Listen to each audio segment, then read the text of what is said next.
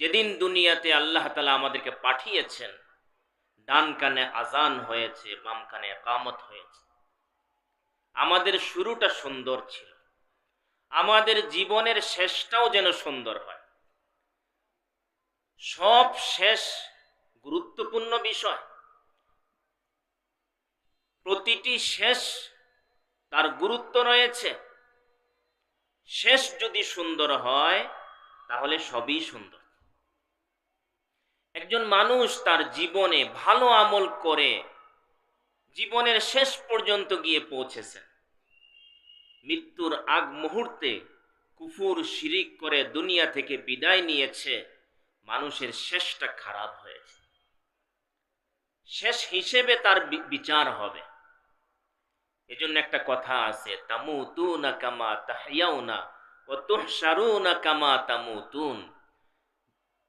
মরণ ভালো যার, হাসর ভালো তার, হাসর ভালো যার, আখেরাত ভালো তার। মরণ খারাপ যার, হাসর খারাপ তার, হাসর খারাপ যার, আখেরাত খারাপ তার। রাসূল করিম সাল্লাল্লাহু আলাইহি সাল্লাম আমাদেরকে কত কিছু শিখিয়েছেন। রাসূলের শিখানোর ইহসান এত পরিমাণে, কৃতজ্ঞতা আদায় করে শেষ করতে পারবো না।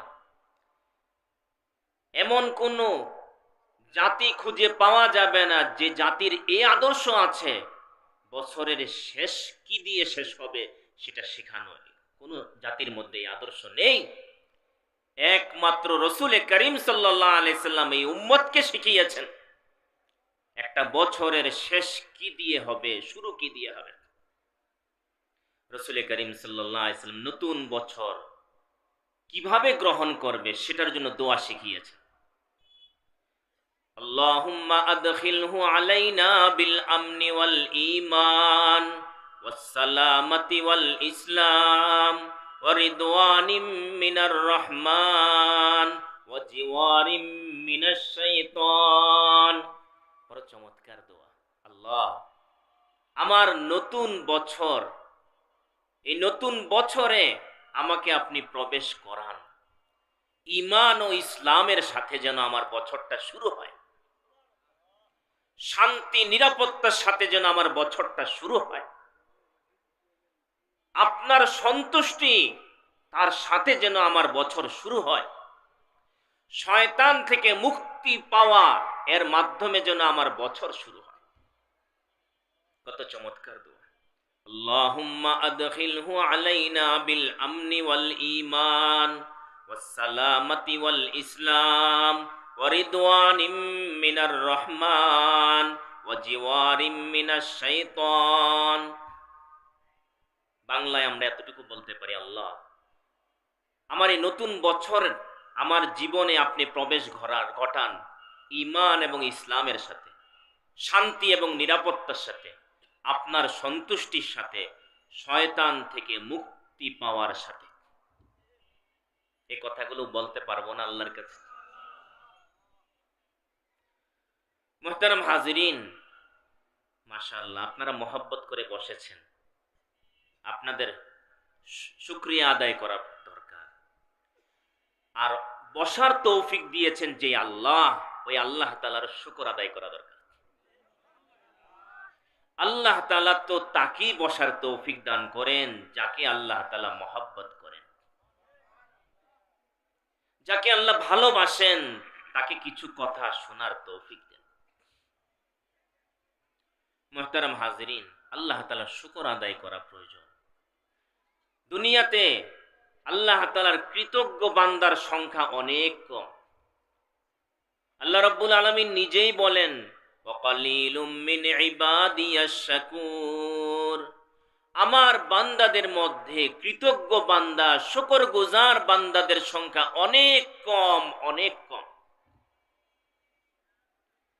আমরা তো নিয়ামত পেলে আলহামদুলিল্লাহ বলে ফেলি। আল্লাহ তাআলা বলেন শুকরগুজার বান্দার সংখ্যা কম। তাহলে বোঝা দরকার কেন শুকরগুজার বান্দা কম, কি কারণে শুকর আদায় হয় না, কি কারণে কৃতজ্ঞতা প্রকাশ আল্লাহ তাআলার কাছে কবুল হয় না। আল্লামা ফায়রুজাবাদী রাহিমাহুল্লাহ বলেন, 5 জিনিসের উপর ভিত্তি করে শুকর প্রতিষ্ঠিত হবে, কৃতজ্ঞতা প্রতিষ্ঠিত হবে। আল্লাহ তাআলার শুকর কয় জিনিসের উপর প্রতিষ্ঠিত হবে? 5 জিনিস। এই 5টা কথা আপনারা মনে রাখবেন। এই 5 জিনিসের উপর শুকর প্রতিষ্ঠিত হবে। একটা ভবন দাঁড়ানোর জন্য ফাউন্ডেশন লাগে কিনা? ওই ফাউন্ডেশন ছাড়া কি 10 তলা ভবন দাঁড়িয়ে যাবে? দাঁড়াবে না। ঠিক তদ্রুপ ভাবে যে 5টি পিলার লাগবে, ফাউন্ডেশন লাগবে, ওই 5 জিনিস ছাড়া কখনো শুকর আদায় হবে না। 1 নম্বর, যে আল্লাহ তাআলা আমাকে নিয়ামত দিয়েছেন ওই আল্লাহ তাআলার সামনে বিনয়ী হয়ে যাওয়া। আল্লাহর সামনে বিনয়ী হয়ে যাওয়া, এটা হলো 1 নম্বর কাজ। বিনয়ী হওয়ার অর্থ কি? হাকিমুল উম্মাত শাহ আশরাফ আলী থানভী রাহিমাহুল্লাহ বলেন, বিনয়ী হওয়ার অর্থ হলো দিলের মধ্যে কথা বিশ্বাস করা, এই আকীদা রাখা, আল্লাহ তাআলা আমাকে কোনো যোগ্যতা ছাড়াই, কোনো গুণ ছাড়াই তিনি আমাকে এই নিয়ামত তার রহম আর করমে দিয়েছেন। বিনা যোগ্যতায়, বিনা গুণে তিনি আমাকে শুধু রহম আর করম করে আমাকে এই নিয়ামত দিয়েছেন। আমরা কিছু নিয়ামতের কথা আপনাদেরকে জিজ্ঞাসা করি। আল্লাহ তাআলা আমাদেরকে দেখার জন্য চোখ দিয়েছেন কিনা?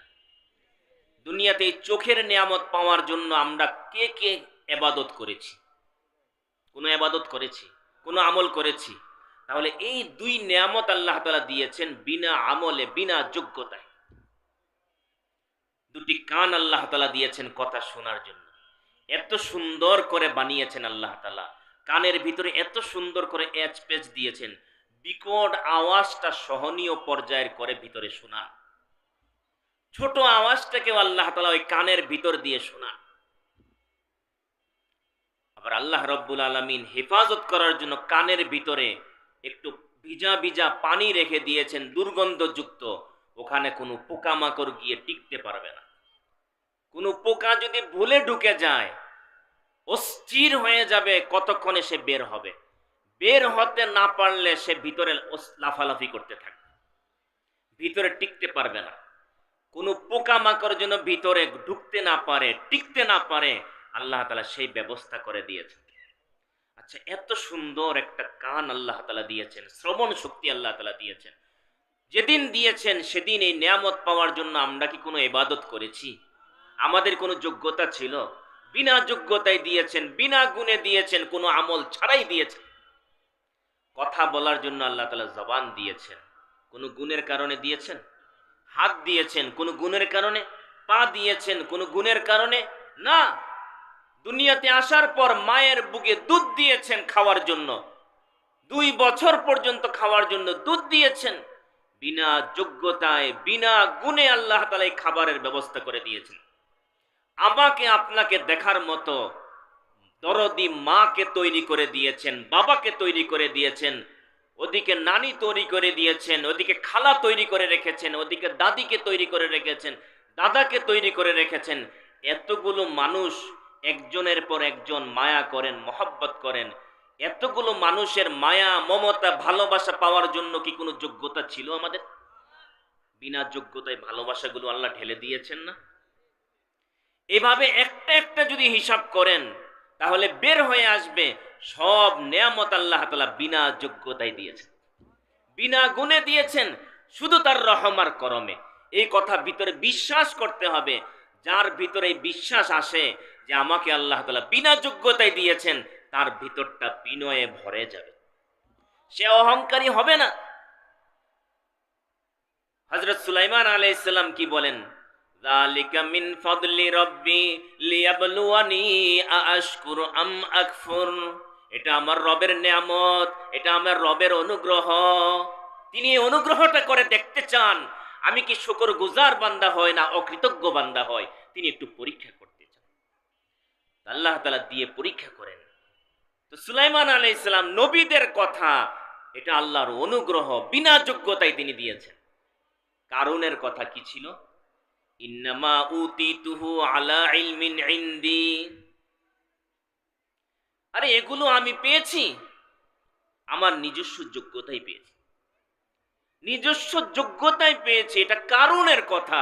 তাই কারুন অহংকারী হয়েছে, অহংকারী হওয়ার কারণে হেদায়েত পায় নাই। বিনয়ী মানুষ হেদায়েত পায়, অহংকারী মানুষ কখনো হেদায়েত পায় না। যে ব্যক্তি ভুল করে, ভুল স্বীকার করে না, সে অহংকারী। এরকম অহংকারী মানুষ কখনো হেদায়েত পায় না। হককে হক বুঝার পর যে কবুল করে না, বুঝা গেল সে অহংকারী। অহংকারী মানুষকে আল্লাহ তাআলা হেদায়েত দিবেন না, ওর মাথায় যদি টুপিও থাকে, জুব্বাও থাকে। আবু জাহেল, রসুলের পোশাক তার গায়ে ছিল, অর্থাৎ জুব্বা ছিল, রসুলের মতো দাড়ি তার ছিল, সবই ছিল, কিন্তু অহংকারী ছিল। হক বুঝার পরে হক কবুল করতে চায়নি, আল্লাহ তাআলা হেদায়েত দেননি। আর যে মানুষ হক বুঝার পর হক কবুল করতে চায়, আল্লাহ তাআলা তাকে হেদায়েত দান করে। তাহলে এক নম্বর কি করতে হবে দোস্ত? আল্লাহর সামনে বিনয়ী হতে হবে। কে আমল করার তৌফিক দেন? আল্লাহ। কাকে তৌফিক দেন? বিনয়ী মানুষটাকেই তৌফিক দেন। যে কোনো মানুষ চাইলেই পারে না। হাকিমুল উম্মাত শাহ আশরাফ আলী থানভী রহিমাহুল্লাহ লিখেছেন, এক এক মালিক তার ড্রাইভারকে নিয়ে সফর করেছেন। এখন মাগরিবের আজান হয়ে গেছে, ড্রাইভার নামাজি আর উনি বেনামাজি। মালিক বেনামাজি, ড্রাইভার নামাজি। ড্রাইভার বলেন মালিক, আজান তো শুরু হয়ে গেছে, নামাজ পড়তে হবে। মালিক বলেন, আরে আমাকে অনেক দূরে যেতে হবে, গাড়ি চালাও। কিছু দূর যাওয়ার পর আবার বলেন, মালিক একামত মনে হয় শুরু হয়ে গেছে। তখন চিন্তা করলেন, বাড়িওয়ালা চিন্তা করেন, এই লোকটাকে নামাজ পড়তে না দিলে অস্থির থাকবে, পেরেশান থাকবে, দুর্ঘটনা ঘটতে পারে। এজন্য কিছু মিনিট যদি চলেও যায়, তারপরও ভালো সে নামাজটা পড়ে নেয়। উনি বললেন, ঠিক আছে, সামনে মসজিদ পেলে নামাজ পড়বে। সামনে আল্লাহর মেহেরবানিতে মসজিদ পড়লো। উনি গাড়ি থেকে নেমে তাকবীর উলার সাথে মাগরিবের নামাজ পড়েছেন। সুন্নত পড়ে তাসবিহ পড়তেছেন, সুবহানাল্লাহ পড়তেছেন তাসবিহ। এই তাসবিহ পড়ার সময় মুসল্লিরা বের হয়ে যাচ্ছে, কিছু মুসল্লি আগে আগে বের হয়ে যায়। এখন মালিক চিন্তা করে, সব মুসল্লি বের হয়ে যায়, আমার ড্রাইভার কেন বের হয় না? রাগে গুসায় গাড়ি থেকে বের হয়ে মসজিদে ঢুকে না, জানালা দিয়ে উকি দিয়ে তাকায়, কোথায় গেল আমার ড্রাইভার? উনি দেখেন এক পাশে বসে তাসবিহ পড়তেছে। নামাজ যেহেতু পড়ে না, তাসবিহ পড়ার গুরুত্ব জানা নেই। উনি মনে করলেন, কিরে এই সময়ে বসে টাকার হিসাব করে কেন? বের হোক। গোসা আরো বেড়ে গেল। যেই মাত্র উনি দোয়া করে বের হচ্ছেন, দরজায় দাঁড়িয়ে আছেন, ধমক দিয়ে বলেন, বেওকুফ কোথাকার, সবগুলো মুসল্লি বের হয়ে যাচ্ছে, তুমি বের হচ্ছ না কেন? তোমাকে কে ধরে রেখেছে? তখন ড্রাইভার সাহস নিয়ে, ইমানি জজবা নিয়ে বলেন, মালিক, যে আল্লাহ তাআলা আপনার মতো কোটিপতিকে, বাড়িওয়ালা গাড়িওয়ালাকে মসজিদে ঢুকতে দেয় না, ওই আল্লাহ তাআলা আমার মতো সাধারণ ড্রাইভারকে মসজিদ থেকে বের হতে দেয় না। আহ, কি চমৎকার কথা! আসলে তো আল্লাহ তাআলা দেন। কাকে দেন? তৌফিক থাকতে হবে তো। আল্লাহ তৌফিক দিবেন কখন? যখন ভিতরে আগ্রহ থাকবে, বিনয় ভাব থাকবে, তখনই তৌফিক দিবেন। এজন্য মুহতারাম হাজিরিন, এক নম্বর গুণ কি থাকতে হবে? বিনয়ী হতে হবে, বিনয়ী হতে হবে। দুই নম্বর, যে আল্লাহ তাআলা আমাকে নিয়ামত দিয়েছেন, ওই আল্লাহ তাআলাকে সবচেয়ে বেশি ভালোবাসতে হবে। মা দেওয়ার কারণে মাকে ভালোবাসি কিনা আমরা? কতটুকু দিয়েছেন বলেন তো দেখি।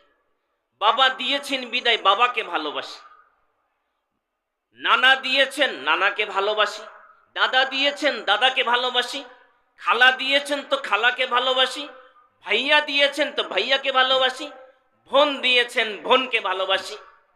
এভাবে শ্বশুর বাড়ি থেকে শ্বশুর দিয়েছেন শ্বশুরকে ভালোবাসি। একটু দেওয়ার কারণে এতটুকু ভালোবাসি। যে আল্লাহ তাআলা সব দিয়েছেন, ওই আল্লাহ তাআলাকে কি পরিমাণ ভালোবাসা দরকার? সবার চেয়ে বেশি ভালোবাসবেন না? মা যা দিয়েছেন কার জিনিসগুলো দিয়েছেন? আল্লাহর জিনিসগুলো দিয়েছেন। বাবা যা দিয়েছেন কার জিনিস দিয়েছেন? আল্লাহর দেওয়া জিনিসগুলো দিয়েছেন। নানা দিয়েছেন তো কার দেওয়া জিনিস দিয়েছেন? আল্লাহর দেওয়া জিনিস দিয়েছেন। আল্লাহ দিয়েছেন তো কার জিনিস দিয়েছেন? তার নিজস্ব জিনিসগুলোই দিয়েছেন। যে আল্লাহ তাআলা সব দিয়েছেন, ওই আল্লাহকে কতটা ভালোবাসা দরকার। আল্লাহ তাআলা মুমিনের গুণ বলেন, ওয়াল্লাযীনা আমানু আশাদ্দু হুব্বাল লিল্লাহ। যারা ঈমানওয়ালা, যারা ঈমানদার, ওরা আল্লাহকে সবচেয়ে বেশি ভালোবাসবে। দোস্ত, আল্লাহকে যদি ভালোবাসা হয়, আল্লাহর জন্য আল্লাহর হুকুম পালন করতেও মজা লাগে। আল্লাহকে যদি ভালোবাসা কমে যায়, আল্লাহর হুকুম পালন করতেও তখন অলসতা লাগে। যে সন্তান মাকে ভালোবাসে, ওই সন্তান মাকে নিয়ে হাসপাতালে দৌড়াদৌড়ি করতে একটু অলসতা করে না। ওই সন্তানই অলসতা করে যে সন্তানের ভিতরে মার মহাব্বত ভালোবাসা কমে গেছে। ঠিক তো? হ্যাঁ, আল্লাহর হুকুম পালন করতে ভালো লাগে। কুমিল্লা 14 গ্রাম, ওখানে একজন বুজুর্গ ছিলেন। শেষ রাত্রে ইবাদত করে, মাঘ মাসের শীতে, গ্রামের শীত কেমন কনকনে শীত, সুবহানাল্লাহ। আমরা তো ঢাকা শীত পাই না। উত্তরবঙ্গে গেলে, মৌলানা আতিক আমার সাথে সফরে উত্তরবঙ্গে গিয়েছি, প্রচন্ড ঠান্ডা। ওখানে কম্বল 3-4টা দিলেও শরীর কাঁপে, এত ঠান্ডা। ফেব্রুয়ারিতে এখানে যখন গরম চলে, ওখানে তখন ল্যাপ 3-4টা দিয়ে ঘুমাইতে হয় আমরা সফরে গেলে, এমন অবস্থা ওখানে।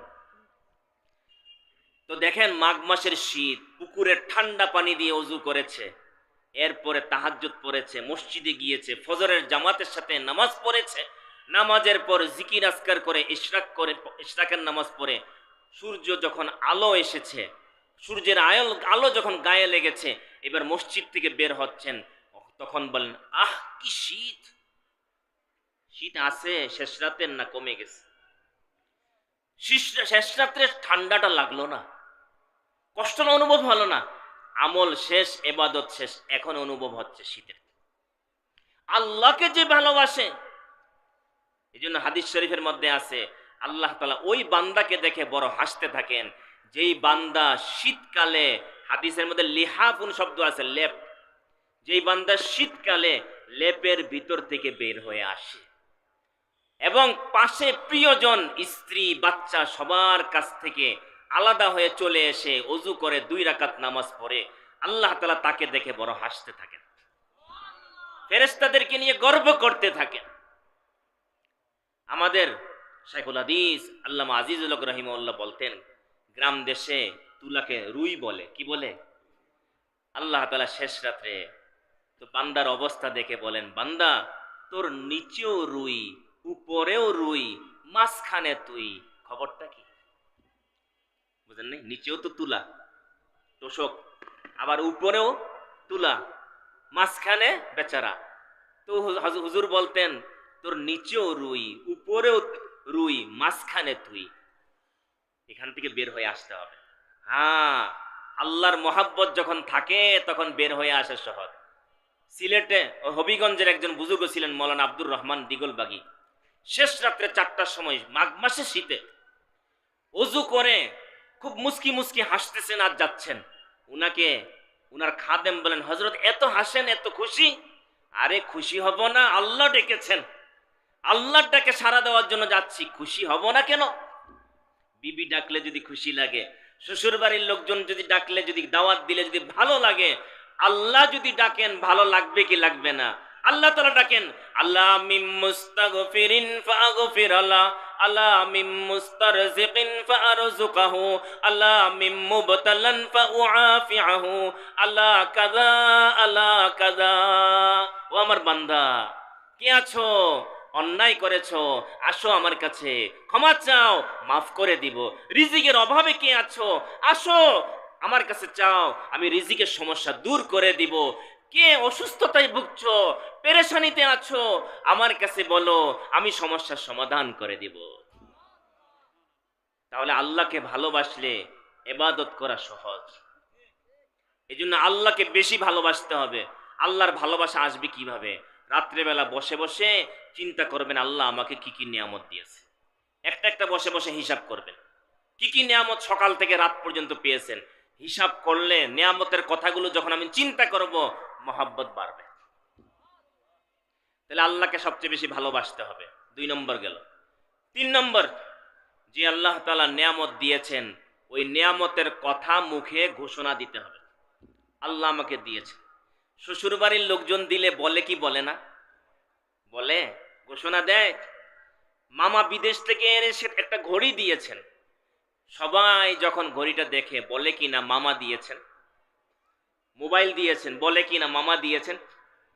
মামা দিলে মুখে বলতে পারি, দাদা দিলে মুখে বলতে পারি, আল্লাহ দিয়েছেন মুখে বলবো না? সব জায়গায় কে দিয়েছেন? আল্লাহ। কে দিয়েছেন? আল্লাহ।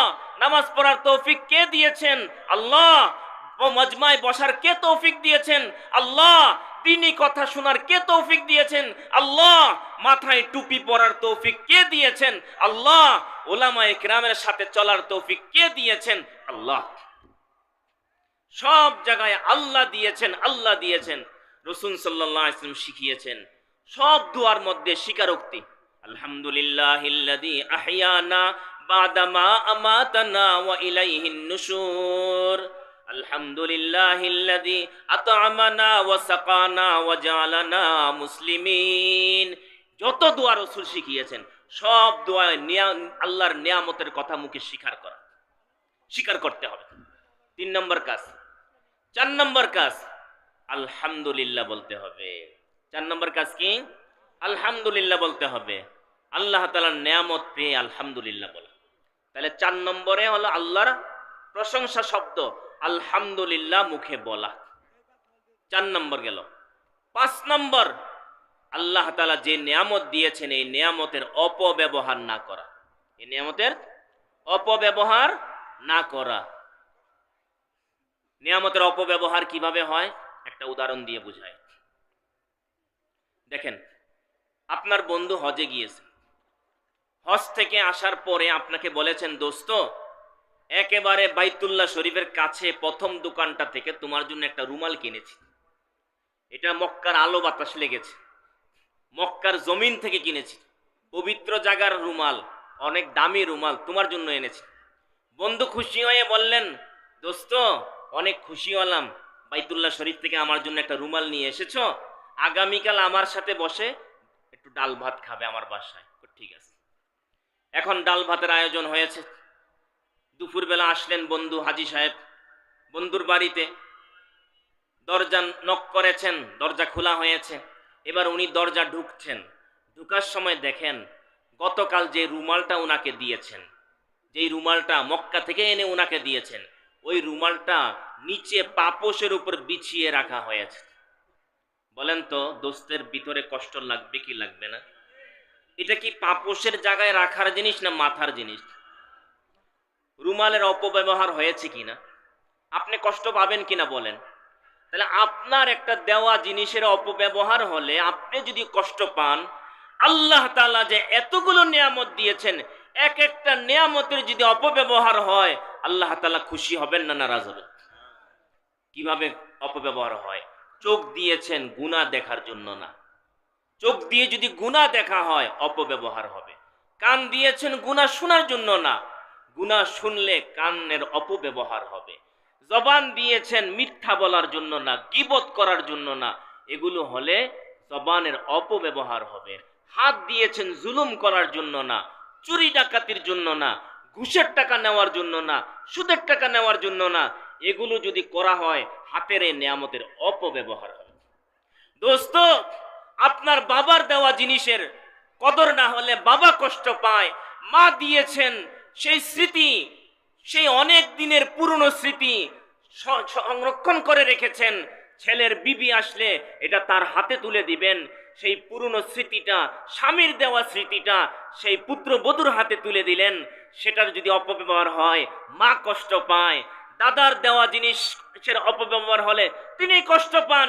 এগুলো আমরা সামাজিকভাবে সবগুলো বুঝি, এজন্য এগুলোর অপব্যবহার কেউ আমরা করি না। আর আল্লাহ তাআলার দেওয়া নিয়ামতগুলোর কদর বুঝে আসে না, যার কারণে এই নিয়ামতগুলোর অপব্যবহার হয়। দোস্ত আপনাদের হাতে ধরে বলি, আজকে থেকে চেষ্টা করেন, নিয়ত করেন, আল্লাহর এই দেয়া নেয়ামতগুলোর আর অপব্যবহার করব না, ইনশাআল্লাহ। তাহলে 5 কাজ। কয় কাজ? 1 নম্বর, বিনয়ী হতে হবে। বিনয় হওয়ার অর্থ বিশ্বাস করতে হবে, ইয়াকিন করতে হবে, বিনা যোগ্যতায় বিনা গুণে আল্লাহ আমাকে রহম করে দিয়েছেন। 2, আল্লাহ তাআলাকে সবচেয়ে বেশি ভালোবাসতে হবে। 3, মুখে এই নিয়ামতের কথা স্বীকার করতে হবে। 4, আলহামদুলিল্লাহ বলতে হবে। 5, নিয়ামতের অপব্যবহার করা থেকে বেঁচে থাকতে হবে। বলেন, এই 5টা কথা বলেন, দোয়া হয়ে যাবে ইনশাআল্লাহ। 1 নম্বর, বিনয়ী হতে হবে। কি হতে হবে? বিনয়ী হতে হবে, অর্থাৎ বিশ্বাস করতে হবে বিনা যোগ্যতায় বিনা গুণে আল্লাহ আমাকে দিয়েছেন। 2, আল্লাহকে সবচেয়ে বেশি ভালোবাসতে হবে। 3, আল্লাহর দেয়া নেয়ামতের কথা মুখে স্বীকার করতে হবে। 4, জবানে আলহামদুলিল্লাহ বলতে হবে। 5, এই নেয়ামতের অপব্যবহার থেকে বাঁচতে হবে। এই মাদ্রাসাগুলো যা আছে সব আল্লাহর দেওয়া নেয়ামত মহল্লাওয়ালাদের জন্য। আশেপাশে মাওলানা আতিকের মাদ্রাসা, এখানে মাওলানা নোমানের মাদ্রাসা, এই মাদ্রাসাগুলো সবগুলো আরো যা আছে আমাদের উলামায়ে কেরামের, সবগুলো মাদ্রাসা মহল্লা ওয়ালাদের জন্য অনেক বড় নেয়ামত। এই জন্য এই নেয়ামতের কদর করব তো ইনশাআল্লাহ, ইনশাআল্লাহ কদর করব। আল্লাহ তাআলা আমাদেরকে এই কথাগুলো বুঝার আমল করার তৌফিক দান করুন। ওয়া আখিরু দাওয়ানা আলহামদুলিল্লাহি রাব্বিল